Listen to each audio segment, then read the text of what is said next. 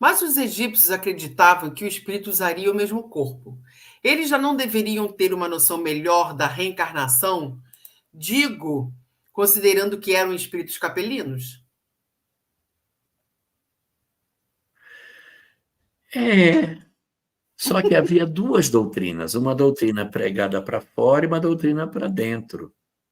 E como o povo tinha muita dificuldade de entender, então eles deixavam que o povo ficasse com esses conhecimentos mais apropriados. Só que dentro dos templos, o conhecimento era outro.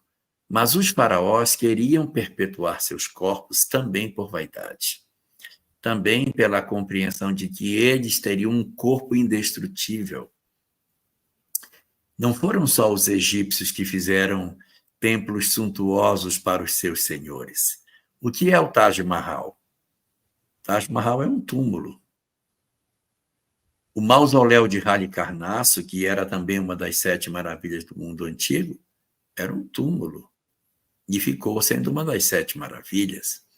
E quantos lugares existem que guardam as cinzas, as sombras, os corpos dos seus governantes? Isso tem no mundo inteiro. A diferença é que os egípcios preservavam o corpo por conta das crenças de que voltariam. Mas intimamente, nas regiões mais secretas das escolas dos iniciados, sabia-se que sim, que os corpos voltariam, mas não precisariam ser naquele corpo físico. Havia uma compreensão mais clara. E a gente precisa também entender que a reencarnação ela abafa muito as lembranças do espírito. E a gente acaba ficando abraçado com uma série de meias-verdades. Durante quanto tempo o cristianismo foi meia-verdade? Até hoje existem pessoas que consideram que o gênero da morte de Jesus foi determinante para o progresso da humanidade. Como se a morte de Jesus, se fosse por outra causa, não tivesse valor nenhum, que ele tinha que ser sacrificado para que isso tivesse algum sentido. A morte do Cristo publicamente é para que ninguém duvidasse da ressurreição. E se ele tivesse morrido em casa, você morreu nada, você está aparecendo porque ele estava vivo. Você conversa. Aí o cara morre no meio de uma pedra, todo mundo vendo, o cara morreu. Aí o cara apareceu de novo. Então, o objetivo é esse. O Buda, por exemplo, deixou conhecimentos incríveis. Morreu quando comeu uma carne estragada de porco. Então, morreu com infecção intestinal. E isso não tira dele os méritos que ele tem. Não muda nada.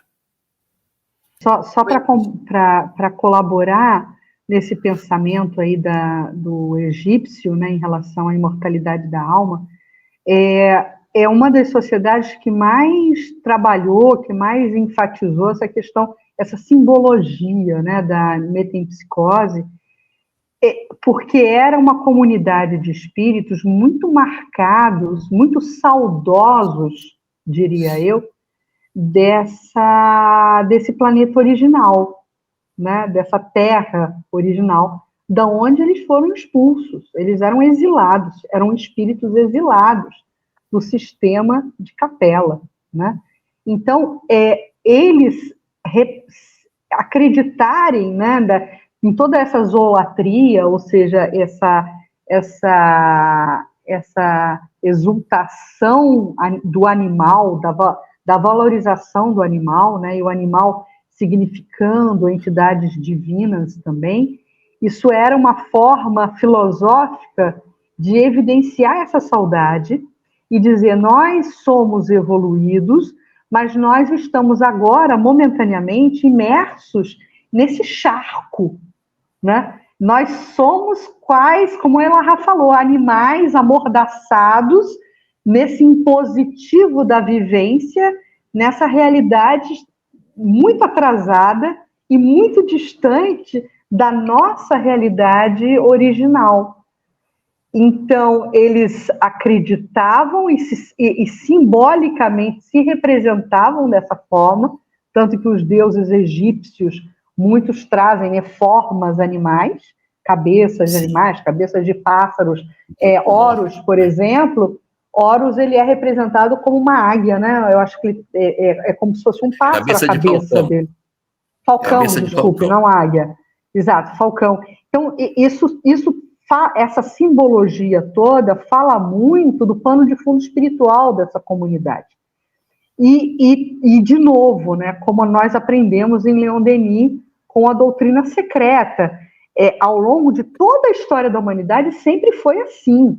No século XIX também foi assim, como até hoje também é assim, de algumas religiões terem níveis de aprofundamento em termos de conhecimento religioso, em termos de conhecimento da espiritualidade. Então, no Egito Antigo, você tinha a religião da galera, a religião do povão, de todo mundo, do coletivo, e você tinha o conhecimento religioso mais aprofundado dos eleitos, dos sacerdotes, que trocavam impressões com quem? Com o faraó.